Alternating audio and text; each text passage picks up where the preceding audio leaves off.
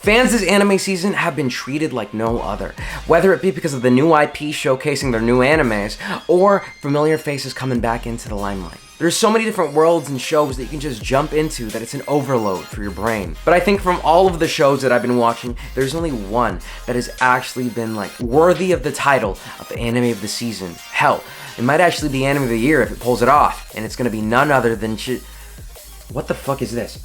We're gonna do the zoom in one more time. And it's gonna be none other than Chainsaw Man.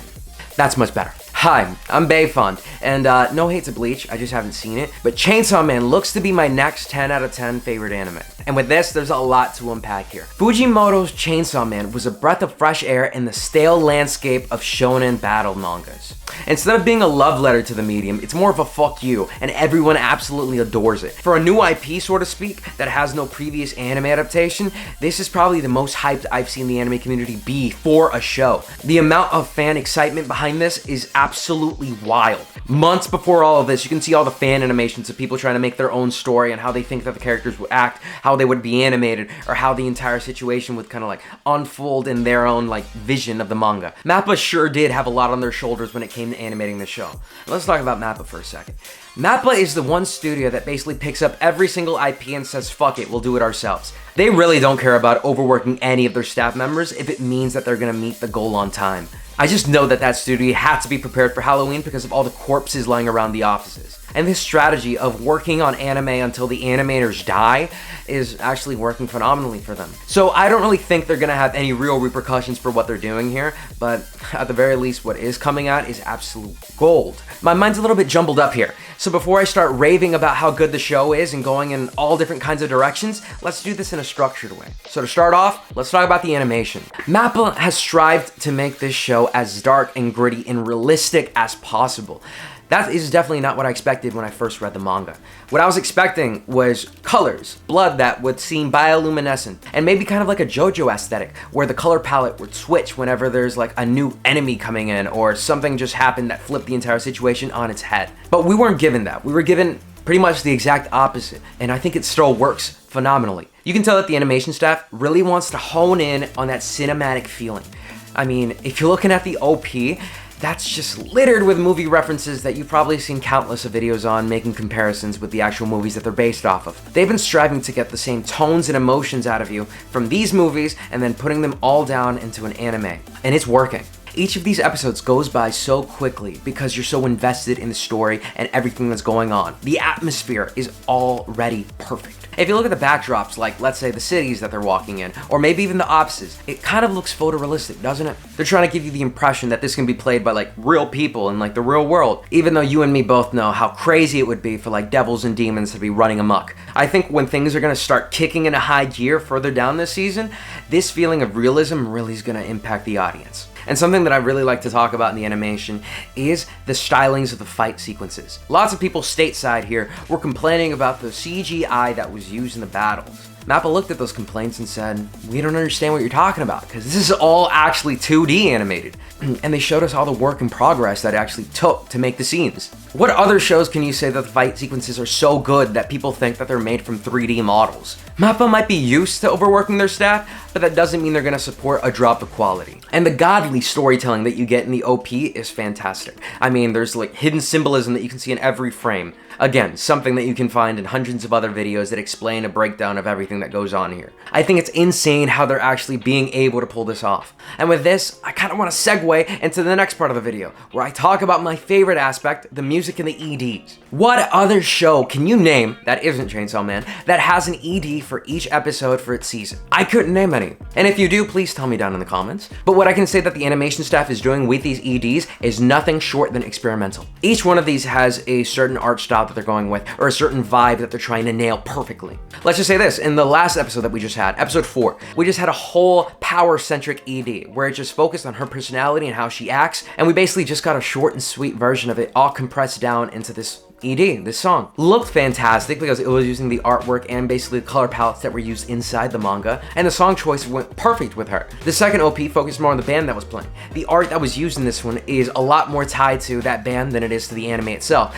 because if you look at the band's repertoire, all of their music videos look similar to this. But so far, my favorite ED has been in episode 3, with the song being played by Maximum the Hormone.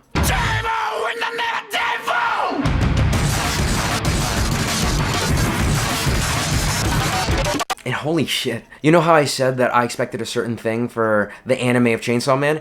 This is what I expected. The vibrant colors, the crazy atmosphere, and everything that's ramped up to 100. Yeah, I basically expected this ED as the entirety of the anime. But I understand, that would be a little bit too hard to do. I mean, that song is just so violent. It gets you going. I thought that I didn't know anything else from this band until I rewatched the second opening from Death Note. That's when I kind of got the little notion of, oh, now I know why I like this so much. I think it's going to be extremely hard for them to top that ED. But each one of these EDs is trying something different to get someone else's attention. I mean, not every ED is going to appeal to every single type of person, but they're actually trying their best to get everyone invested. This analogy that I'm going to bring up might not work or really make sense to most people, but I just think it fits. Like, if you're the kind of person that watches the Super Bowl and doesn't pay attention to the games but just watches it for the commercials, you can kind of do that with this show. I don't know what kind of person would blow off the fantastic storytelling that's going on here, but you can actually just enjoy the EDs on their own. These EDs easily can blow away the competition on just like the whole length of a normal generic isekai anime that has an extremely long name. You'll find more enjoyment, more passion in these EDs than you're gonna see in any of those kinds of shows. And I think from here, let's transition into the story and the characters. Fans finally got to meet Denji, the world's most cultured and most gentleman-like MC. I'm so glad that I can put him up to the pedestal right next to Jonathan Joestar, you know?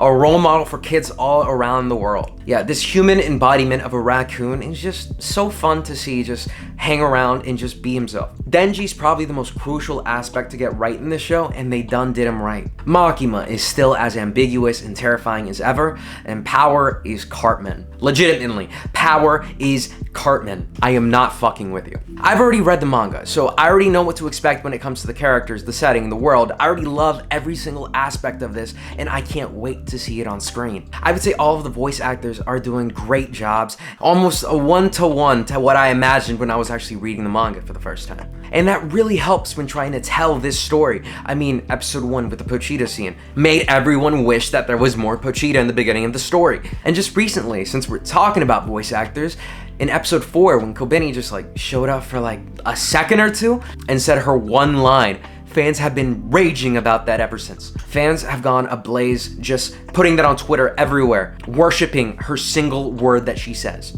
Hey. Amazing. Everything that we're seeing in this is almost a complete one-for-one from the manga, and it's going great. There are some things that have been cut, such as like the Muscle Devil arc, or maybe like a few panels and pages here or there, but nothing too major that deviates from the story. That family dynamic from the Muscle Devil arc got moved over into episodes 3 and 4, where we actually see them again and they talk about Chainsaw Man and how he saved them. So the way that they're moving over these elements is still working just fine. I just really hope that they don't have to cut down any of the more important story arcs. And with everything that we've seen, we haven't even reached the peak of what we're to expect. I mean, the story's only gonna get much more like intense and darker from here. If you felt even a hint of emotion from the first 4 episodes, well shit, you're probably gonna get a fucking truck ton further down the line. So let's just see how long these 13 episodes are gonna carry us along for the story. I've been raving about this for like a few minutes now, but I want to touch upon a few things that I think people haven't been talking about enough. Hate. And well, that's something that's not all too uncommon in the anime industry. I mean, well, most likely any of your favorite animes gets a lot of hate when it first releases, for no other reason than the fact that it exists. You can be a fan of something like Attack on Titan, or another big anime that has had like a change in animation, and people would hate on that for a long time. Chainsaw Man is no different. I mentioned briefly before about people complaining about the 3D animation aesthetic. Well, that was, I'd say, mostly here in the United States. Fans over in Japan are absolutely insane. And this is the case with usually most things. I mean, diehard otakus are just the most vicious creatures on this planet. Sending death threats to Denji's voice actor because he doesn't sound like their ideal version of Denji. I honestly don't know who else they would have gotten to voice him. Maybe the guy that did like Bakugo or something? Like, what the fuck do you expect, public? Or hating on the animation aesthetic because of the same reasons that I said that I didn't expect this animation to be so dark and dreary, and how I expected it to be more colorful. Sending, again, death threats and hateful messages to the animation staff for not making it the way that they wanted it. Anime fans are really fucking weird. And for a studio that's so overworked, working on, I think, like 4 animes at a given time, it's kind of difficult to imagine asking for so much more from them. Now, for me, I would say there's almost absolutely nothing that I would hate on this show about. Everything looks absolutely flawless. I mean, have you seen Aki? Have you seen his hand motions and everything that he does? I'm speechless. I can't say anything else about that. No, the one thing that I might have a qualm about is this scene over here where Denji is in a bathtub. Why would I be a little bit bothered by this? Well, because of the dialogue that was taken out. But I mean, in the original manga, he's singing a song about like having a union job, workers' rights, stuff like that. So then there's the irony of this being an anime studio that is kind of known for overworking its staff, taking that song out because that doesn't stand with what they like.